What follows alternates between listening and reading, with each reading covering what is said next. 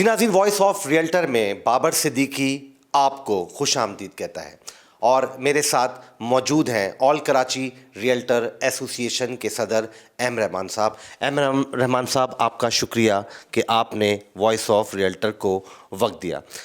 M رحمان صاحب، آپ دیکھ رہے ہیں کہ اس وقت جو ہے وہ بالآخر گورنمنٹ جو ہے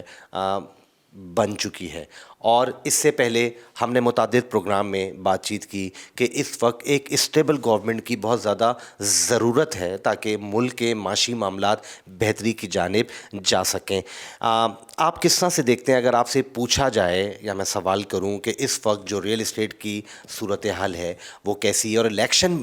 ہونے کے بعد کچھ بہتری آپ کو نظر آتی ہے؟ بسم اللہ الرحمن الرحیم۔ سب سے پہلے تو آپ کا بابر بھائی شکریہ۔ دیکھیں، ہم پہلے بھی کئی دفعہ ذکر کر چکے ہیں کہ پاکستان کی معیشت کی بحالی کے لیے ایک سٹیبل گورنمنٹ کا آنا بہت ضروری ہے، اور اب چونکہ پاکستان میں وزیر اعظم پاکستان کا حلف لیا جا چکا ہے، اور اس کے ساتھ ساتھ جو ہماری صوبائی گورنمنٹس تھیں ان کی بھی تشکیل دی جا چکی ہے، تو انشاءاللہ امید ہے کہ جو موجودہ گورنمنٹ ہے اس کی سب سے اہم اور پہلی توجہ یہی ہوگی کہ پاکستان کی معیشت کو بحال کیا جائے، اور اگر معیشت چلے گی تو ملک بھی چلے گا، لوگوں کو روزگار بھی ملے گا، ملک میں خوشحالی بھی آئے گی، اور پاکستان ترقی کی منازل طے کرے گا۔ اور ہم امید کر رہے ہیں کہ یہ جو موجودہ گورنمنٹ جو ابھی آئی ہے یہ معیشت پر ہی توجہ دے گی، اور ہمارا پہلا ٹارگٹ بھی معیشت ہے، ہمارا دوسرا ٹارگٹ بھی معیشت ہے، اور ہمارا تیسرا ٹارگٹ بھی معیشت ہی ہے۔ اور جو اہم ترین مسئلہ ہے وہ ہے بیرونی قرضہ جات کا، اور ان کی ادائیگی کے لیے پاکستان کے جو تمام اسٹیک ہولڈرز ہیں، جس میں ادارے بھی شامل ہیں، جس میں تمام سیاسی جماعتیں بھی شامل ہیں، ان تمام کو مل بیٹھ کر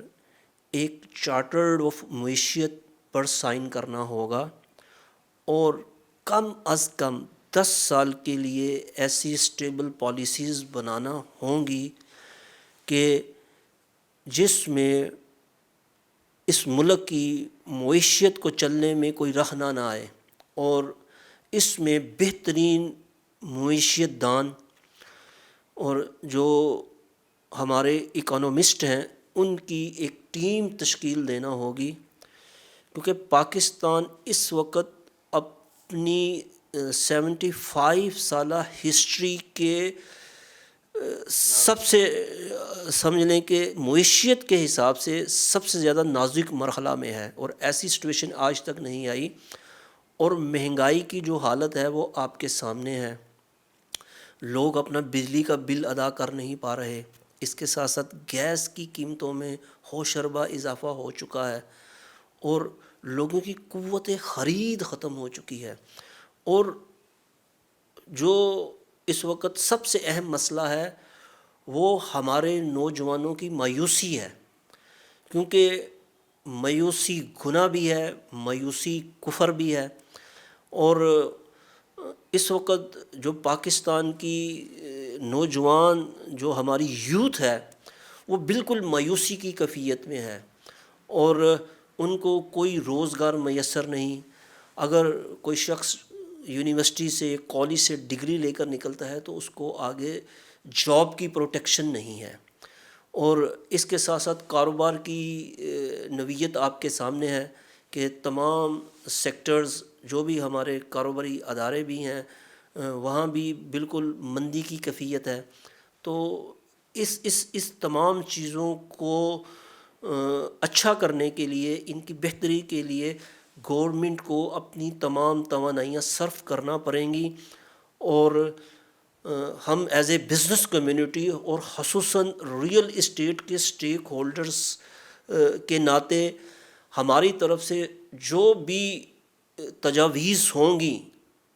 پاکستان کی معیشت کی بہتری کے لیے وہ ہم گورنمنٹ کو دیں گے بھی، اور اس کے ساتھ ساتھ ہماری کوشش بھی یہی ہوگی کہ پاکستان کی معیشت چلے اور ملک ترقی کرے. اور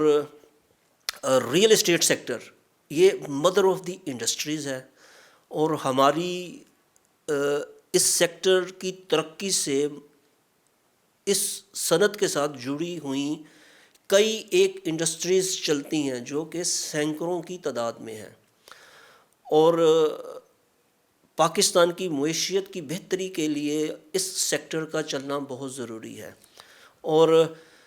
میں آپ کو بتاتا چلوں کہ ہم پاکستان کی second largest job provider industry بھی ہیں، اور دنیا کی دولت کا 54% ریئل اسٹیٹ کے گرد گھومتا ہے. اور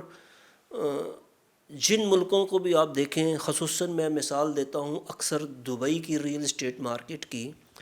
کہ 2023 میں ان کی جو ریئل اسٹیٹ کی ٹرانزیکشنز تھیں وہ $80 بلین سے اوپر تھیں، اور اس میں 33% اوورسیز انویسٹمنٹ تھی. تو اس کو دیکھتے ہوئے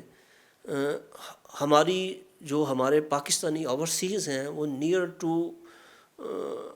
10 ملینز، 1 کروڑ سے اوپر بھی جو ہمارے اوورسیز پاکستانی ہیں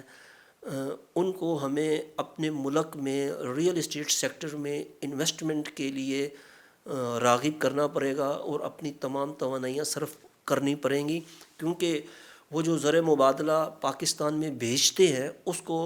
ہمیں ہر سال گریجولی بڑھانا پڑے گا، اور اس میں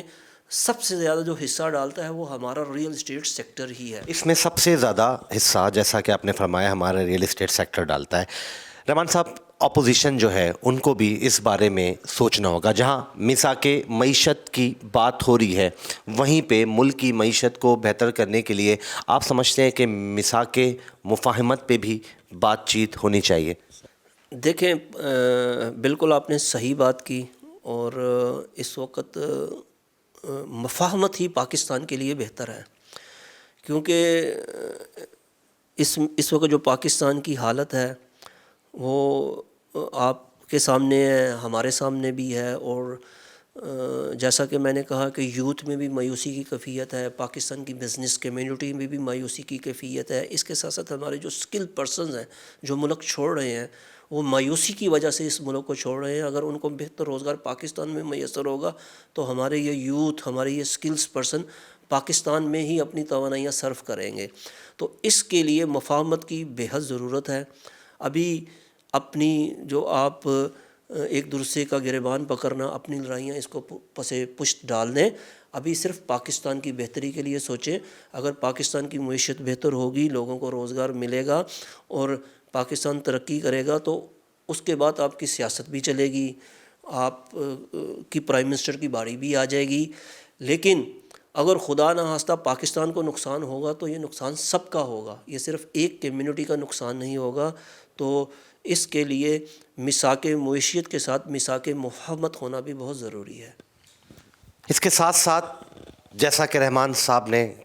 کہا کہ مساق معیشت اور مضبوط مساق معیشت کا اسی وقت ممکن ہے جب مفاہمتی پالیسیز پہ بھی عمل کیا جائے تاکہ آنے والا کل آج سے بہتر ہو. ایم رحمان صاحب، آپ کا شکریہ کہ آپ نے وائس آف ریئلٹر کو وقت دیا.